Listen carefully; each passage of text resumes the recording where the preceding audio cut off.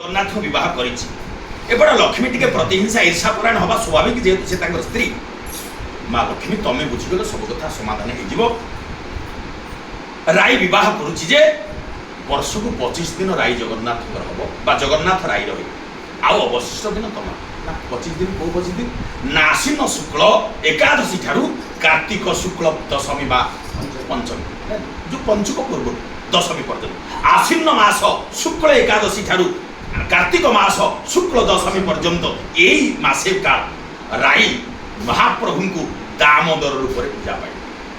ଆଉ ଅବଶିଷ୍ଟ 11 ମାସ ତମେ ଲକ୍ଷ୍ମୀ ନାରାୟଣଙ୍କୁ ପାଅ ବା ଜଗନ୍ନାଥଙ୍କୁ ପାଅ।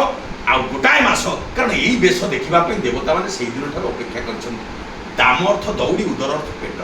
ଭଗବାନ କୃଷ୍ଣଙ୍କୁ ଦ୍ୱାପର ଯୁଗରେ ମା ଯଶୋଦା ହୁଏତ ଦଧି ମନ୍ଥନ କଲାବେଳେ କୃଷ୍ଣ ଅଧର କଲାବେଳେ ପାଖରେ ଥିବା ଜାମଳାର୍ଜୁନ ବୃକ୍ଷରେ କୃଷ୍ଣଙ୍କୁ ବାନ୍ଧିଦେଲେ।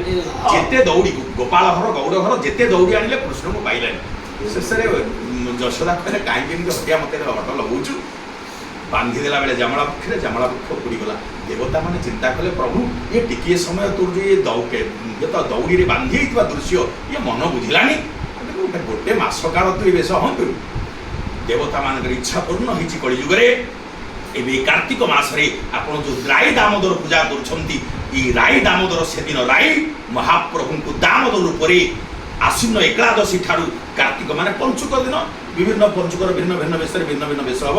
ଏ ବର୍ଷ 4 ଦିନ ପଞ୍ଚୁକ ହେଉଛି, ହୁଏତ ଶୁକ୍ଳ ପକ୍ଷ ଦଶମୀ ପର୍ଯ୍ୟନ୍ତ ଏତିକି ଦିନ ରାଇ ମହାପ୍ରଭୁଙ୍କୁ ଦାମୋଦର ରୂପରେ ପୂଜା ପାଇବ। ଆଉ ଅବଶିଷ୍ଟ ଦିନ ଲକ୍ଷ୍ମୀଙ୍କର ସେ ହେବେ। ସର୍ତ୍ତରେ ମୁଁ ରାଜି, କିନ୍ତୁ ମୋର ଗୋଟାଏ ସର୍ତ୍ତ। ଲକ୍ଷ୍ମୀ କହିଲେ ଏଇ କଥାରେ ମୁଁ ରାଜି ଯେ ମୋର ଗୋଟେ ସର୍ତ୍ତ ରହିବ ନା, ମାନେ ନା ଆଜିଠାରୁ ଏ ବଡ଼ ଦେଉଳକୁ ମୋ ନାଁରେ କର, ଇଏ ଘର ମୋ ନାଁରେ କର। ଯଦି ଏ ଘର ମୋ ନାଁରେ ଥାନ୍ତା ମୁଁ କଣ ଆକୁ ଭର୍ତ୍ତି କରି ଏଇଟାକୁ ଭର୍ତ୍ତି କରିଦେଇଥାନ୍ତେ।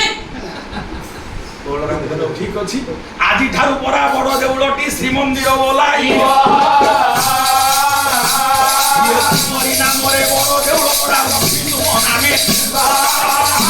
ମୁଁ କଥା ଦେଇଦେଲି, ଆଜିଠାରୁ ଏ ବଡ଼ ଦେଉଳ ଶ୍ରୀମନ୍ଦିର ନାମରେ ନାମିତ ହେଲା, ଅର୍ଥ ଲକ୍ଷ୍ମୀଙ୍କ ନାମରେ ନାମିତ ହେଲା।